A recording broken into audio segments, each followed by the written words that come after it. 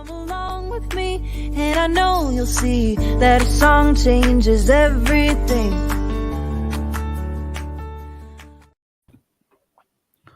Well, hi everyone.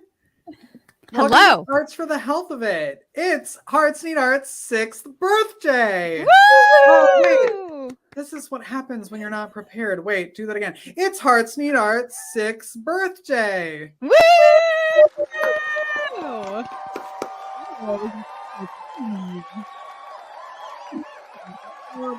Wild.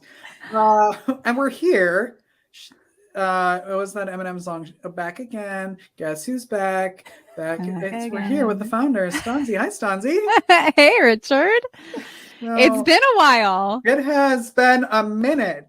It's been a minute. It's been like not 6 years though, but it's been a minute. And we wanted to take the time on this podcast to kind of do a little, flashback of what's been going on here at Hearts Need Art for the last 6 years. Show some videos, show some photos about where we started, where we're at, what we look forward to in the future. I know it's a big deal when a nonprofit reaches 5 years, and we have reached 6 years. And yes. So I want to ask you, Stanzi, what has been the biggest aha moment for you during this entire 6 years? Or what has changed the most in your mind? When you think back on 6 years.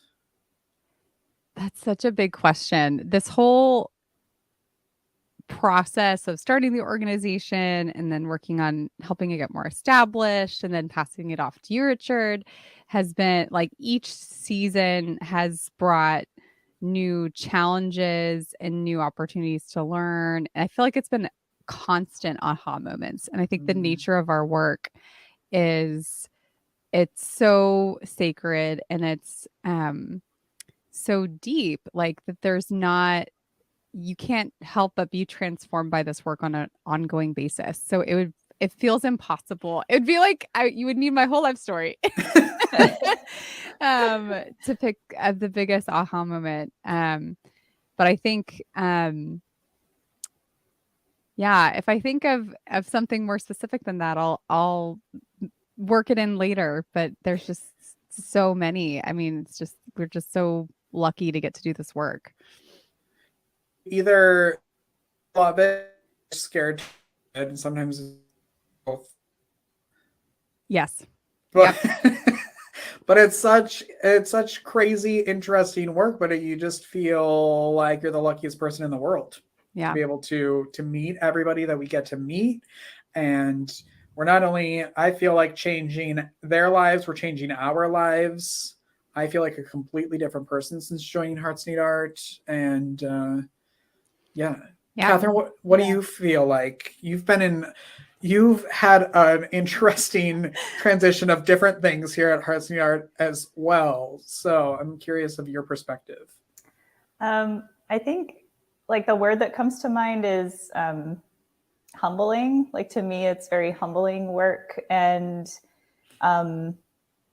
what I mean is it's kind of a mix of overwhelm and humbling at the same time, because there's always just this reminder in this work that we do that connection can be very simple, and it can happen over art or music or writing or whatever art experience we're doing. And that we're all not really strangers. We think we are. We have this perception that we're separate, but so it's humbling to me to have this constant reminder that we are all really connected to each other. It's just giving ourselves the opportunity to take the time to do that, to be present with people. Yeah. And as a selfish reminder, if you'd like to help us continue to do this work with patients, staff members, please, it's very easy. You text podcast to 53555 and help support what we're doing here at Hearts Need Art. Before we get into photos and videos, I want to ask each of you, when you knew or realized or found out what arts in health even was? Well, I was kind of already doing it by the time I realized it was a thing and it was a field of arts and health.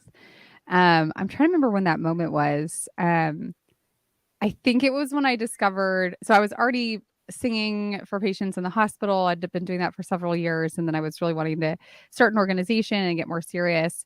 And somehow I stumbled upon the Center for Arts and Medicine at University of Florida and was like, oh, what? This is a thing. This is amazing. Yeah. And went and did their summer intensive, and they just do amazing work leading the field of arts and health. And it was there that I actually heard the term arts and health for the first time. Mine was through an internship in college. So this was back in like 2006. And I had an opportunity to, I was a fine arts major. And so they had an internship set up with a local children's hospital that had an arts and health program. And my professor at the time was a huge advocate for that. So it's really because of her that that even came to be on my radar. And so, yeah, that was my first exposure to the concept of and the practice of arts and health. Mine was the day I met Stanzi at Woodlawn Theater here in San Antonio. I want to show the picture. There's a picture? Well, no, I wish. But it was, I saw a little booth similar to that. Yes. And I was there by myself. I took myself on a little date because I was feeling sad. And I got introduced to Stanzi, and she was standing behind this little booth like you see on your screen. And I saw her handmade tag board sign. And did you use rubber cement, or what did yeah, I think there was maybe some rubber cement involved in this poster. I just love this picture so much because I made everything. That's amazing. Table. Like I printed off the flyers at home, and I printed off the picture, and made the sign. This is very early days of Hearts Need Art. And I just love this picture because it just shows how far we've come to. Yeah. And then the next picture is how far we've come. If you want to talk about that, that's your photo. So what we're going to do is we're going to just throw up random photos, and we all came together, the three of us, threw some photos in here of things we've loved over the last 6 years. And then we're going to talk about them. And that's going to be the podcast. And then that'll give you plenty of time to donate and text podcast to 53555 and help us continue our mission. Okay, there we go. What is this? This was, so the last picture was early days of Hearts Need Art, cardboard signs and all of that. And then a couple weeks ago, how long ago? Time has date. October 24th. Yeah. There we go. Almost a month ago. So there's an organization in San Antonio called Impact San Antonio, and it's a group of women who are philanthropically minded, who pool their money together to give these big impact grants to 5 organizations every year. So they pick 5 organizations, and they give $100,000 to each one in different categories. And it's an incredibly competitive process, and it's a very prominent. It's a really big deal just to even become a semifinalist and then a finalist. Well, not only did we become a finalist on the very first year, but we won one of the 5 high impact grants this year. And it's Can we get more applause for that? More applause. Okay. Oh, sorry. Okay. It represents a project that will be starting at the beginning of the year with a new hospital that we're launching.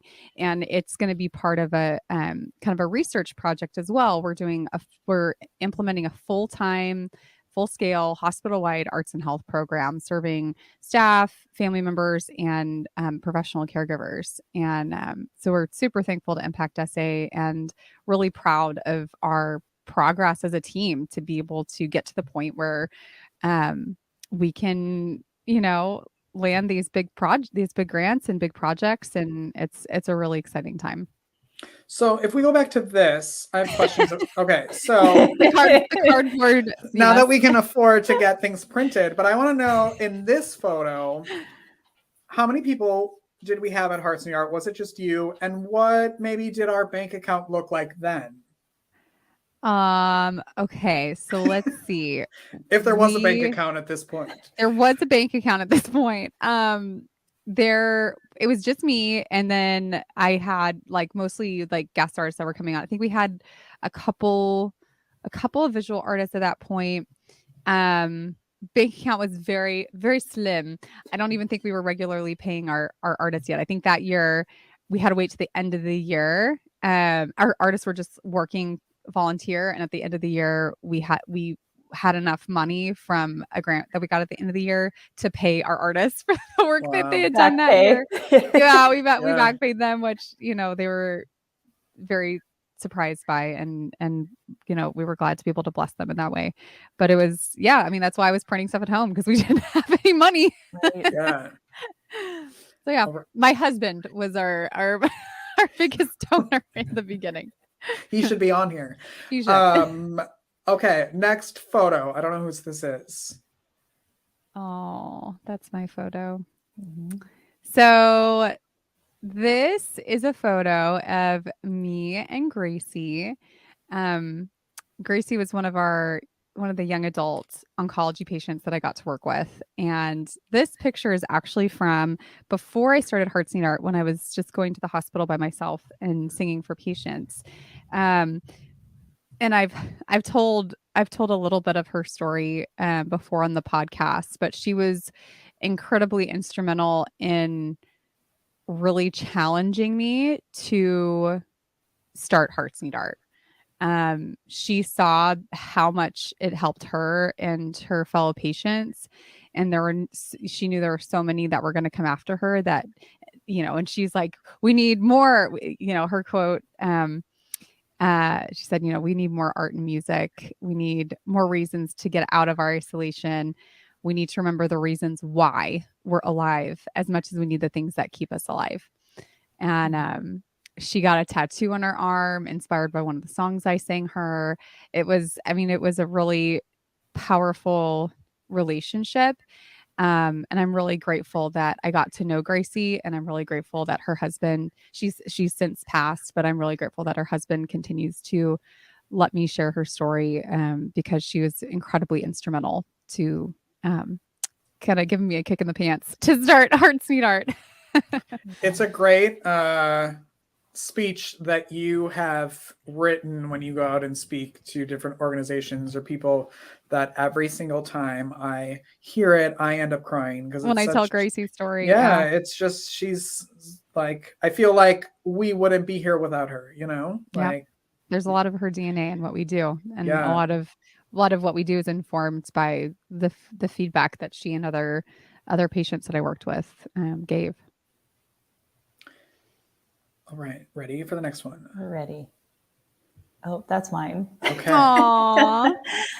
So this image is of two of our artists. One is Hannah. She's painting a hospital room window, and Jaime is playing his guitar kind of in the background. But this is one of my favorite memories kind of in general of working in the hospital, because there is something really indescribable about, I guess, as an artist, being able to work with a musician at the same time. Oftentimes, I feel like patients are more likely to say yes to music than they are to art.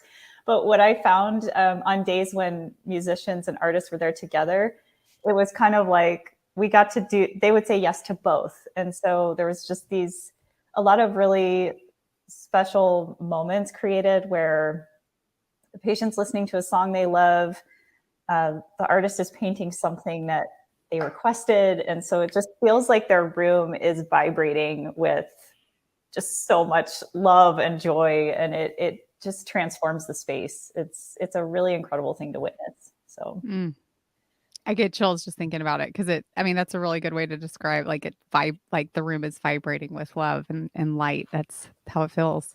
Yeah, and so often we don't get to document it because it just happens and then it's Right. over. And so it's always special when we actually get to take a photo or a video and get to replay it later and remind ourselves over and over That it again really why- happened. That Yeah. it happened, yes. So sometimes there's so many pinch me moments where you're like, I cannot Yeah. believe this is happening. Or like, does anyone else see this happening? Right. Yes. Anyone else? Yes. It's like we should start a podcast to talk about it. All right. This one. That is not from, no, that's from something else. Okay. That is deleted. Deleted. Oops. overlap. All right. So this It's a good one, picture. It is a good picture. That's Izzy and we love her. This is a picture. There's a backstory to this. So first of all, I did not join Hearts Need Art as an artist or a musician. I have none of those talents. However, But comma. However, desperate times call for desperate measures. And we had a patient who was in the hospital for a very long time. And she was supposed to have been in, I think, Hawaii for her 50th birthday. And she was in the hospital instead. And she did everything with us. All of our group art classes, she was always there. She was an artist, a really good artist herself. And her cousin, I believe, asked if we would go in on her birthday to paint an island scene while she was in art class so we could surprise her when she got back to her room. So at the time, I was the program coordinator. And so I scheduled 2 different artists and one artist to come in and sneak in and do this window painting and one to do the art class. And the window painter called in sick. And so I was left alone to do it. And so I called Hannah, our artist. I think she was sick. And I was like, I need you to help me, talk me through how to paint. What do I do? What do I do? Exactly. So I did this entire thing while she was in her art class. And then she ended up leaving sick and walked in the middle of it. Aw. But you can't see it. So I was like, do you want me to leave? Are you okay? And she was like, no, I just like, I want to watch you do it. And I was like, oh, okay, great. More You're pressure. like, oh, Cool. good. Yeah. Wonderful. I'd love to do that. So we sat and she laughed at my painting and but we had a good time. And you can't see it in this photo, but I was even putting in things in the water. And so there's also, this is You have a how, zoom in, right? yeah, Okay, ready? perfect. This is how good, quote unquote, good of an artist I am. So this was, Aw. she Look was, at the hair. yeah, she is, she's, what's it called? Water Surfing? Surfing, thank you. And I did not know how to do that. And that's the way she came out. And And it looks so good. so moral of the story is you don't have to be good at art to make art. I have a Otherwise- question for you though, Richard. How did you feel after doing that? After creating that whole window painting? Exhausted. Exhausted, And yeah. I was exhausted. It was a lot of work because those are big windows and I took up all of them. But it was fun. There was a lot of nerves doing it because I thought that I needed to finish it before she got in. So there was all this like chaos surrounding that entire thing. But actually once she sat down and we were chatting, like it all just was so comforting for me because she didn't care really how it turned out. And so thankfully she didn't care how it turned out. And it was just like a good like moment for us to just like talk about what she was, like supposed to be doing and what she was doing. And still she was having fun on her birthday. And that's really all that mattered. So I was... Well, and I think something that's exemplified so well in that is there's so many different ways that the arts can impact us. And excellent, beautiful art in whatever medium can be awe-inspiring and transcend, help us transcend and rise above. And it has that like awe effect, right? But when we use our creativity to love each other and to artify something that's important to someone that we care about, that has a totally different impact. And it doesn't have to be excellent and perfect. Even though like what you did, Richard, it like looks like a beach scene. Like you did a good job. And you could tell what it is. And I know this patient you're talking about too. And she felt so loved by the effort, knowing that this wasn't the plan and this wasn't your wheelhouse, but you cared enough about her and cared enough about what she cared about to reflect that back to her in a visual way. And that's something we all have the power to do in our daily lives. You don't have to wait till you can do excellent, perfect art in order to, but that's a myth anyway, and in order to make people around you feel loved through your creativity. Yes, it was a good lesson in just do it and just try it. And it's okay if it's not perfect, because I knew it wasn't going to be perfect. But even, I mean, we, just so everybody knows, we do hire professional musicians and artists. Yes. So not everything turns out this scary, but I think it's adorable. It's so cute. I should have it as like a little figurine on my desk. You should. Totally. But it was still the process of doing it that was fun for both of us. That's cool. All right. Oh, this is me. Aww. So this was a live painting that Ashley, our artist, did in an outpatient clinic, and she did it in the waiting room just to give people in the waiting room something to kind of distract themselves, and they could help pick colors and everything. And the patient asked her if he could have the photo. He just like walked up to her and was like, "I have loved watching you do this. Can I have it?" And she was like, "I don't know the answer to that." So she ran and grabbed me, and I was like, "Of course he can have it." So she finished it while he was there, and he took it home. And it was just one of those, like, I'm so glad we did it that day, you know, like I'm glad we do it every day, but it was that day that he needed to take that home. And it was just she felt so special. She signed it and gave it to him, and he took it. And it was a beautiful morning. It's truly amazing how much amazing artwork has been created by our amazing artists and musicians in the hospital. And it's stuff that no one one's going to see. Like that's, and it always is incredibly inspiring, the effort of love that's poured out from our artists, and that they're really bringing the most excellent version of their art forms to the patients. And it's not going to end up being sold in a gallery or anything like that, you know. But that changed his day, you know. And it was exactly why we do what we do, for them. And there it is. There, have it. Yep. Oh, I love this picture. So this is it. This is a picture. I should have done the before picture too. This is a picture of one of the hallways on one of the units that are the very first unit that we started in. And when we started, the walls were super institutional and bare and just like blah. And I was like, we need to do something about this. And we were creating all this artwork. The patients were creating all this artwork in our class. And so we petitioned the hospital to install just this simple line, like it's just a clothesline kind of. Yeah, it's basically a clothesline along the length of one of the hallways, and so that we could clip the artwork from the art class onto this line to like create a patient art gallery. And it transformed the whole unit. I mean, just the energy shift in people when they came on the unit, as they were walking the unit. And we heard a lot of really positive things from the staff, especially because they often had trouble getting patients to walk during the day, which is really important when they were on chemotherapy treatment, to keep as much gentle physical activities they could.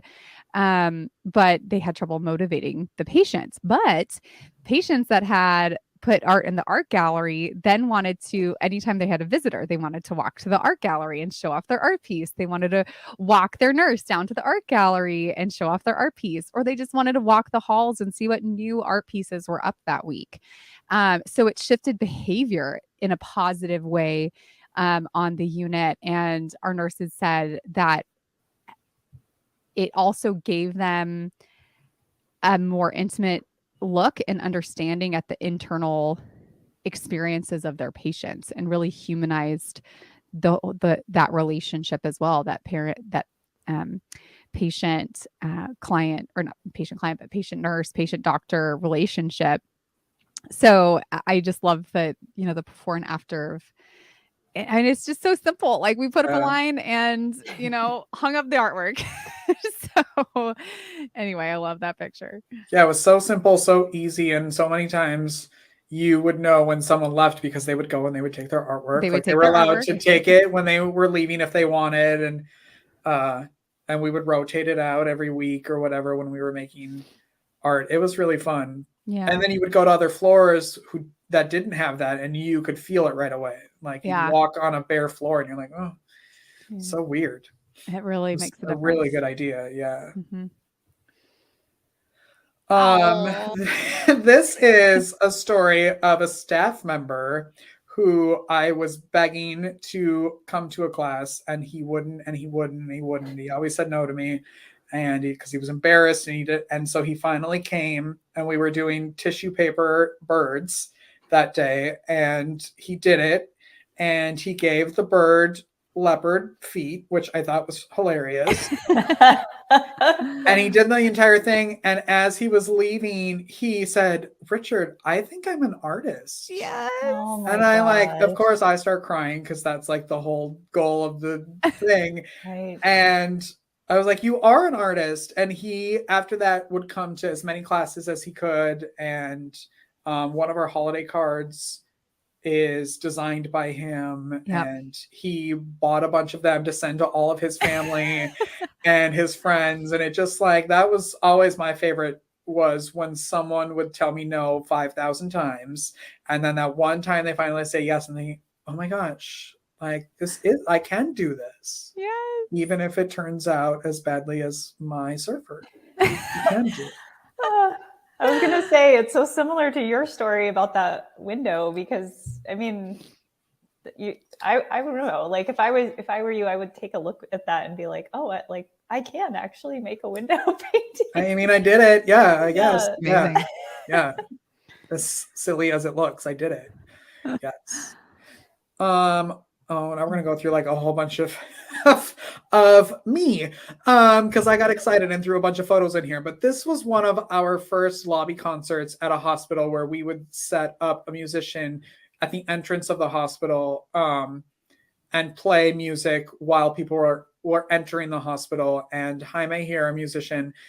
This picture this is like his Christmas album cover. If he were to make Jaime's a rock star. He is a rock star. And I just love this photo because it's that whole Christmas vibe, holiday vibe, and the mood in the hospital. And he just really set the tone for people coming into the hospital. And he has crowds that gather around him when he's performing.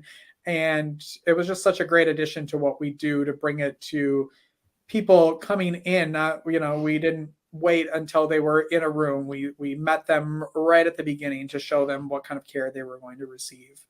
So I'm glad we did that. This I love this picture. Is a board meeting, because these are the type of board meetings we have here at Hearts Need Art. Our first team building. This was a trial of a game we had thought of to do at our first gala in 2018, where we had second gala, but yeah. Was it? It was our second gala. Oh, yes, our second gala. This is correct. Where we wanted to find a bunch of random supplies that you would find in a hospital room, hide them under tables, and then make everybody come up with a costume or an outfit based on those materials. And then we had a fashion show and awards given, and I threw it out to the board members to try to see if it would work, and they had a blast with it. And I was like, okay, this will work at our gala. Those are the types of galas we have. So that was one of the more celebrated and divisive activities we've done at one of our galas. Yes. Like the mayor still talks about that activity because he judged the contest. Ron Nuremberg, the mayor of San Antonio.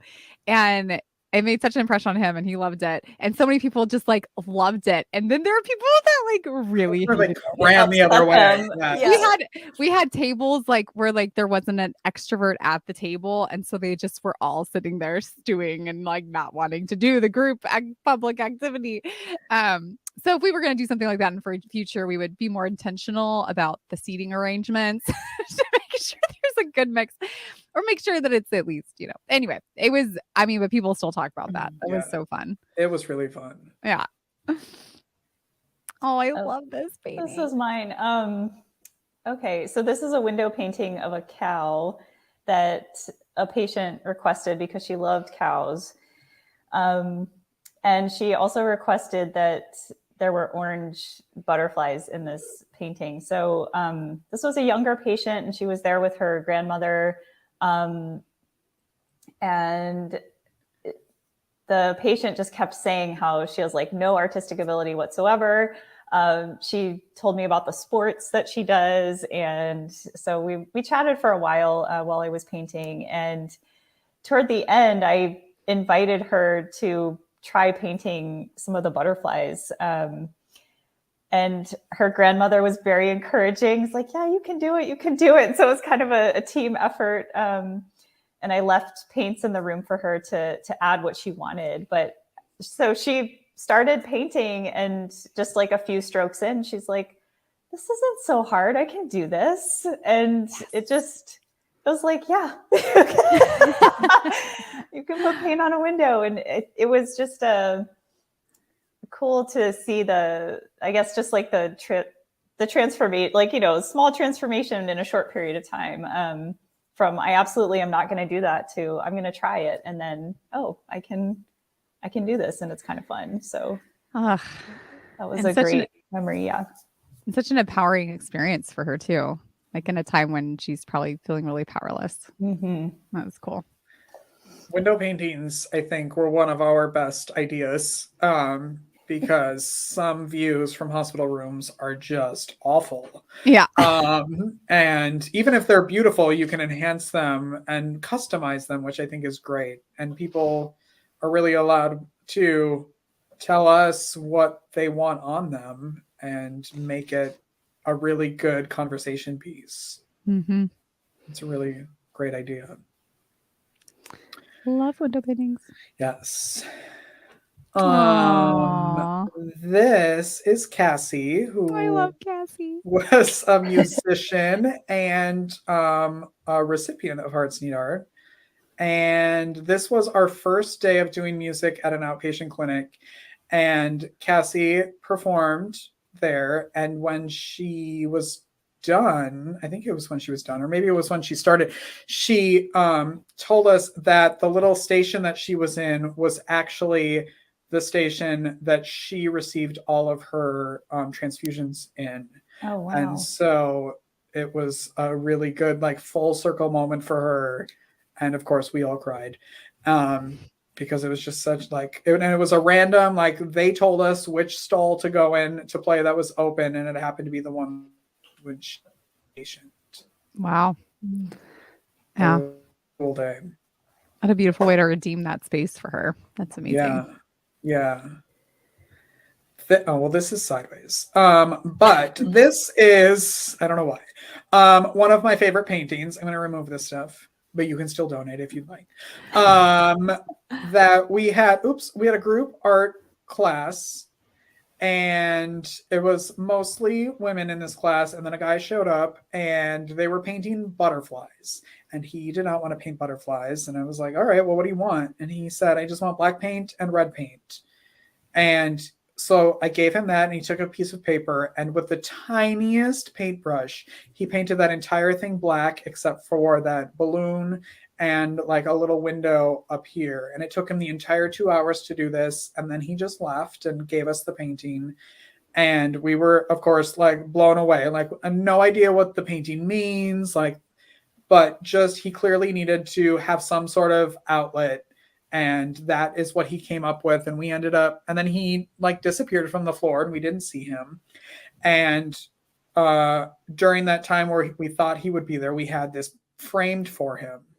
And then he left. And one day I was in the outpatient clinic and he was there. And I ran back to the floor that we kept this on and ran back and gave it to him. And he was like speechless that we did that for him. And he was so thankful and he took it home. And it was just like one of those things where you're like, yeah, another moment where you're like, this is why we do this. Like, he needed that. And whatever it meant to him, he was finished with the painting. And I'm just glad we gave him that space to be able to do that.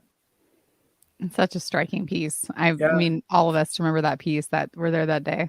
Yeah, it's great. Oh, this our very first gala. There. Okay, I did get it right. This is our first gala, which was so much fun. And this is Ashley doing a live painting where she did this giant canvas in like 4 minutes during a song. And all I remember from this is the room was completely silent while she was doing it.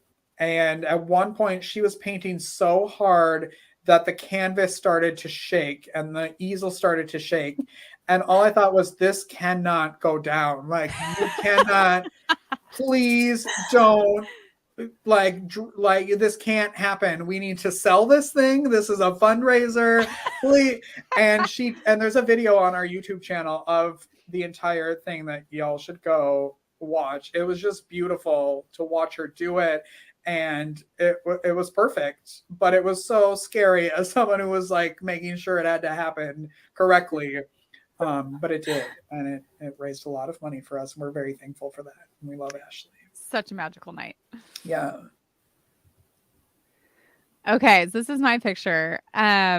So this is a picture of me singing for Cassie. So we met Cassie a minute ago, and Richard was telling the story of her playing piano in the same outpatient clinic she was treated in. And but I met her first when she was just starting treatment. We actually had the same type of leukemia. So I had leukemia in high school, and then she had leukemia when she was in college. And this is such a cool, I love this picture. We had a photographer here this day. And we got to capture this really special moment.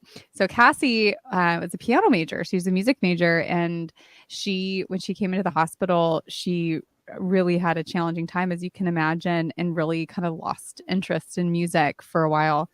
And then I came in one day with the keyboard, and it kind of reignited that. But I happened to be visiting at a time that her piano teacher was there visiting her. And I happened to know her piano teacher, Zachary Ridgway. And we're like, oh my gosh, this is so crazy, like small world. And then he jumped on the keyboard and accompanied me singing for her. And it just was this really cool serendipitous moment that we had. These kind of moments happen all the time, and we would just get really excited when we get to capture them on camera. And then, as Cassie was with us for as a musician after she finished treatment for a long time, and we just love Cassie. She's amazing. And she's lucky enough to live in California now. I know, she's married and living her best life. Jealous of her California life. Miss you, Cassie. Miss you, girl. Okay, Aww. this is mine. I don't. Do we want to show the video first? I don't know. It's kind of. You tell me. Is that what you want? Yeah, maybe video first. The video first. Yeah, let's do the video first. Do you want to just show the video, or do you want to talk about the video first? Is this the Archie video? Yeah. Mm-hmm. Oh, just play it. Okay, just play it. Here we go. Just play it. You're ready. Magical things happen with our musicians and artists at the hospital all the time. Some days they're extra special. Like today, we had some members of the San Antonio Symphony coming to play music for patients. And we were on the oncology unit, and one of the patients came out of his room to listen to the music and just was so touched. He shared with me that it was his dream to sing "Oh Holy Night" with the San Antonio Symphony. They had already moved on to another floor, but I went back and got them, and they accompanied him singing "Oh Holy Night." All right, our soloist has arrived, y'all. This is Archie, and he would like to sing with you guys.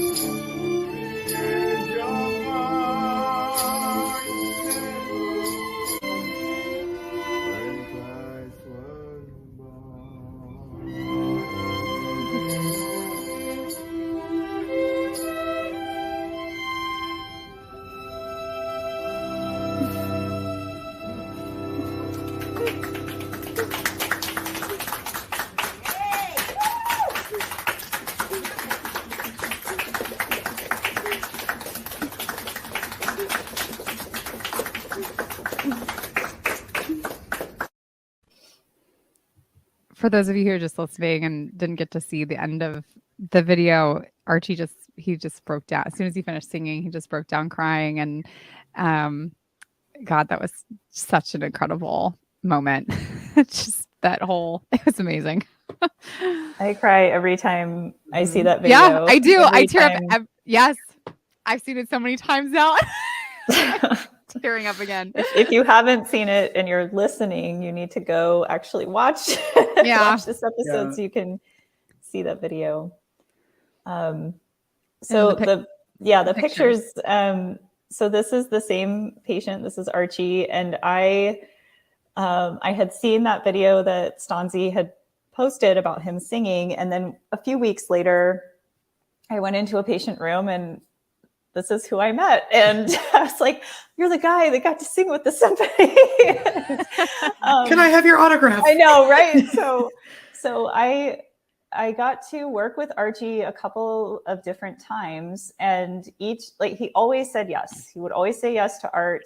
And each time I worked with him, I just learned so much about his life. So the first image is a mandala project he and I did together.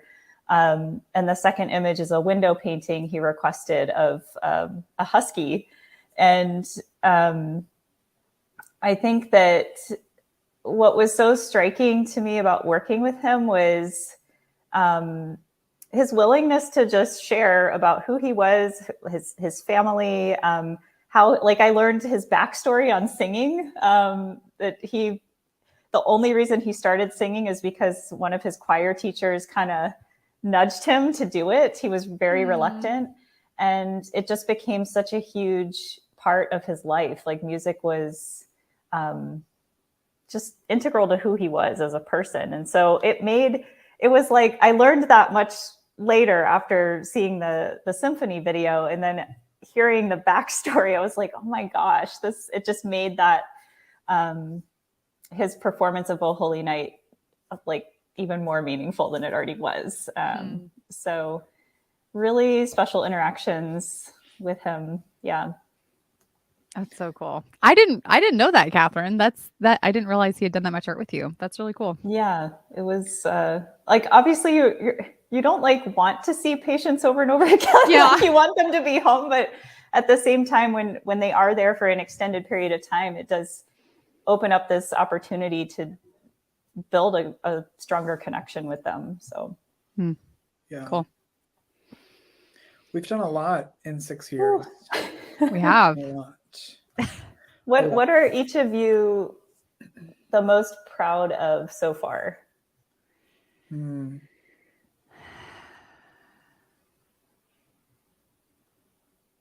Silence. There's so many. There's so many. I think I'm most proud. I'm just most proud of our team. I think when I first started the organization and saw and like myself experienced how much I had to learn about being on an oncology unit and working with patients and dealing with lots of death and loss, and how do you accompany people on their journey, which sometimes was what's the end of their journey. My big concern was how do we teach other people to do this? Like, how like, I know it needs to grow, but how do we teach other people to do this?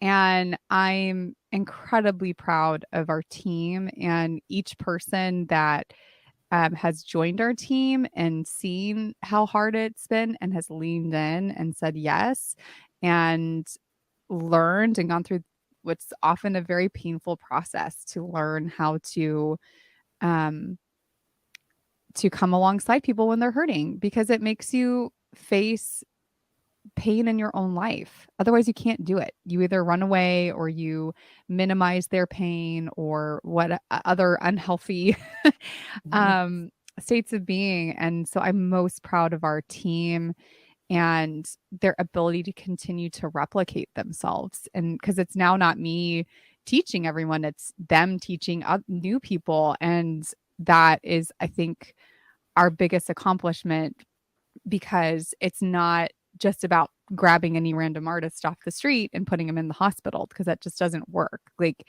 whatever we do, we have to do with love. And not everyone knows how to do that. And even people that are naturally loving still have to kind of learn some skills in order to do it in this type of setting.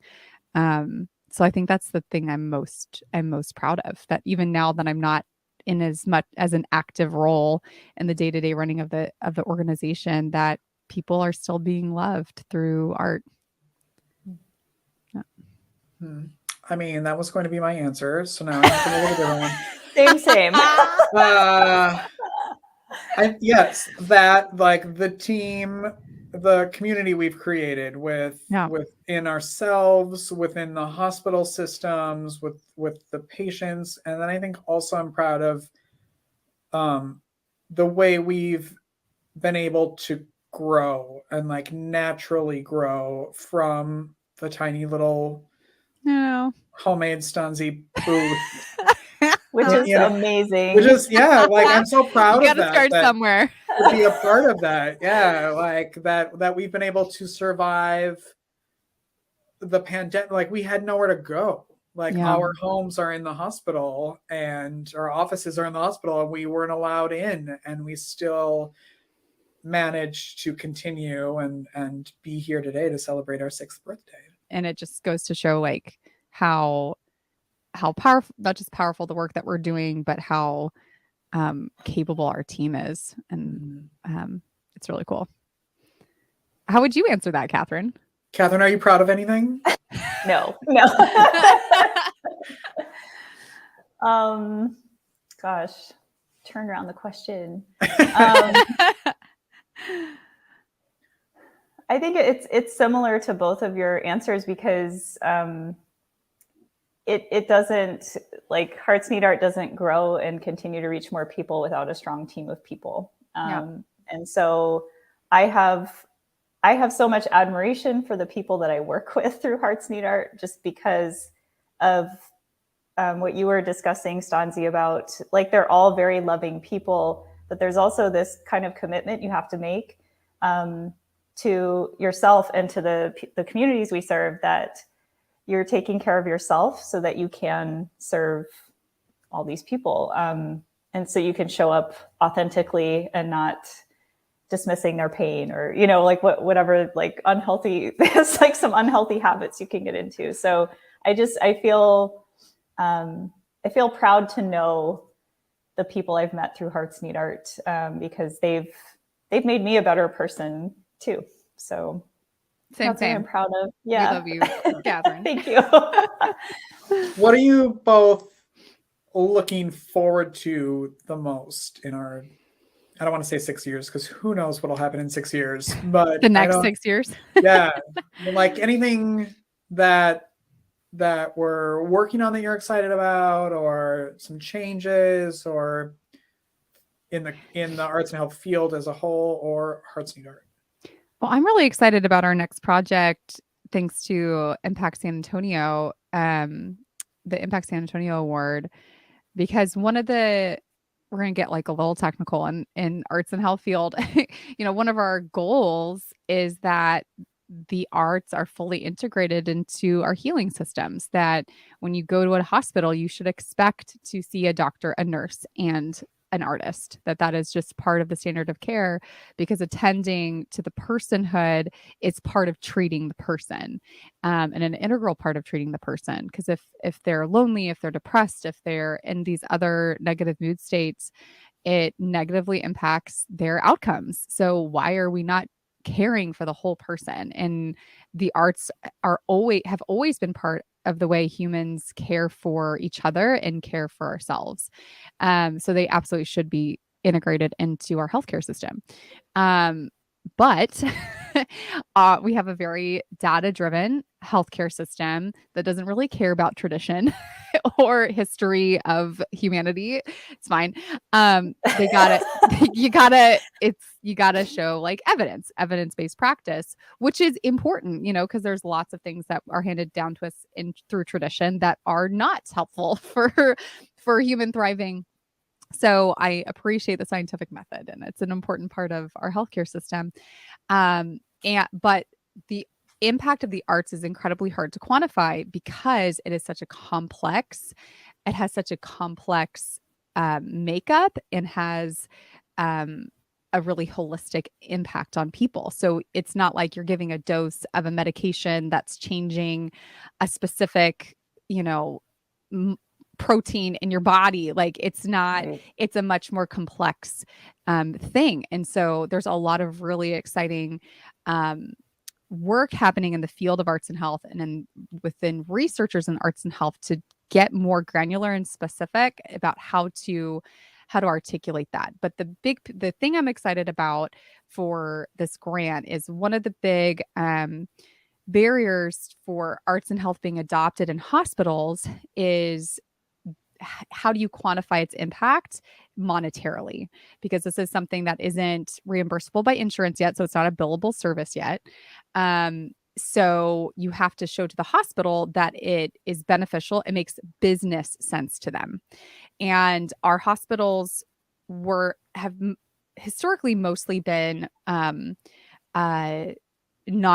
or public hospitals that have a philanthropic department that when they want to do a special project, they go and find the funding for it, and then they put it in the hospital.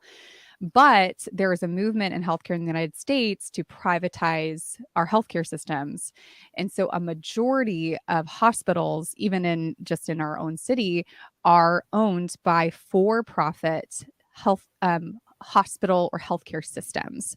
And so we can't just show like, oh, this improves, patient well-being. We need to show this improves patient satisfaction scores and employee retention and workplace satisfaction and these other metrics that impact their bottom line.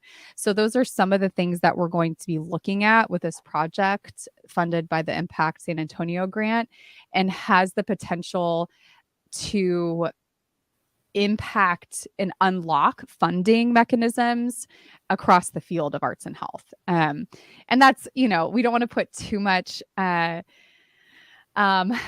too heavy expectation on this project, because it's like kind of the first of its kind that is being done in this way. And like I said, it's hospitals are complex, arts are complex, teasing out how they impact each other is complex. So this will kind of be the first phase I see of trying to measure that impact. But it's a really important step for moving forward the adoption of arts and health in hospitals around the country. I got on my nerd box for a second. That's its own podcast. Ditto to all that.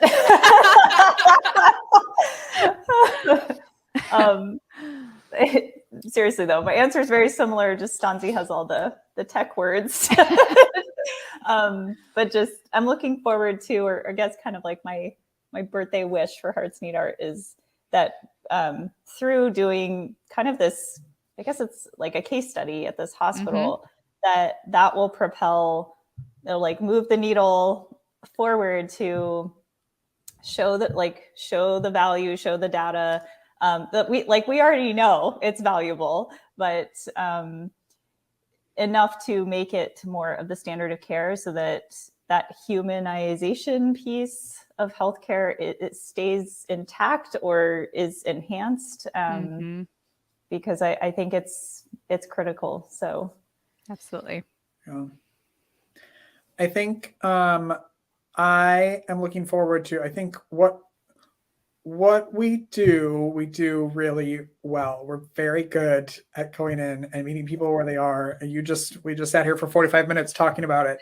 I'm excited to keep perfecting that and to get it to a model where people are looking at Hearts Need Art as the standard of how you should run an arts and health organization. And I think we have the people and the knowledge to become the North Star of how you do this. And so that's what I'm excited about. And then taking that and then being able to offer it to other people who want to start it in their towns or cities or states, or, because it's not just for San Antonio, and it's not just for cancer patients. It's arts should be accessible to everyone. And so I'm excited for that.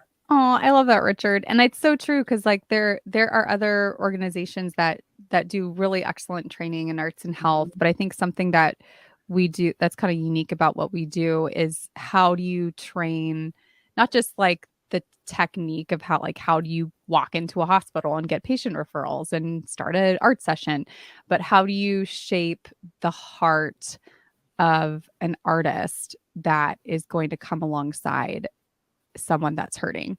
And I think that without that, the interactions just aren't as meaningful, and the impact isn't as great. And that's another example of the complexity of art. It's not, there's this very important human element, and how do you shape and equip a human heart to come alongside another human heart in this capacity. Yeah. All right, we are at our hour-long limit that we gave ourselves. We thought about doing 6 hours for our 6th birthday, but we thought maybe you all would get tired of us. Just 60 minutes. Yeah, 60 Right. minutes. Yes, but we also can't do it without not just the people who donate and support us monetarily, but the people who are watching this podcast, who follow us on social media and share, and all of the ways that people support, donating supplies. It all goes into how we are 6 years old today. And so we can't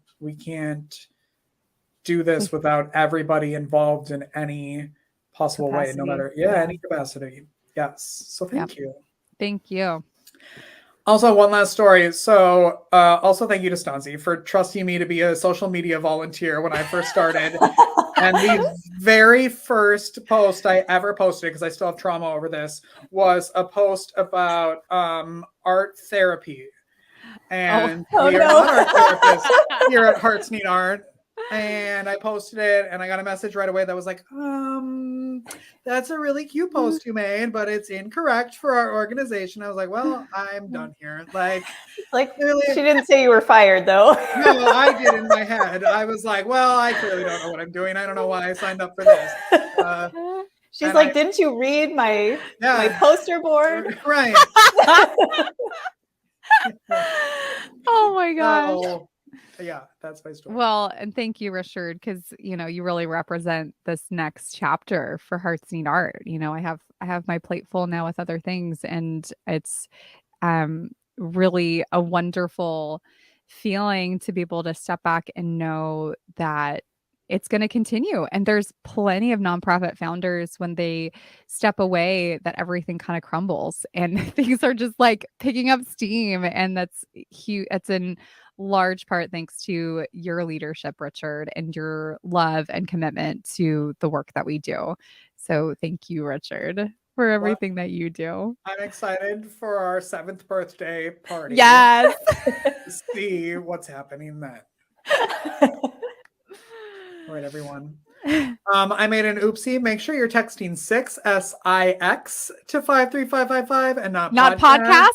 I mean, you can do either one. It's all going into the same thing, but that's easier. 6 SIX 53555 and help us celebrate today.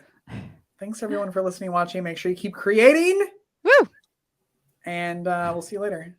Bye. Bye, everyone. Thank you for listening to Arts for the Health of It. This episode is produced by Hearts Need Art, creative support for patients and caregivers, and hosted by Richard Wilmore and Catherine Particini. You can support the show and help others learn about the healing power of the arts by visiting heartsneedart.org. The views expressed on this podcast do not necessarily reflect the views of Hearts Need Art, their staff, board members, or other affiliates. All content is created for informational purposes only. This podcast is not intended to be a substitute for professional medical advice or to diagnose and treat any health condition. Always seek the advice of your physician or other qualified health professional with any questions you may have regarding a medical condition. Never disregard professional medical advice or delay in seeking it.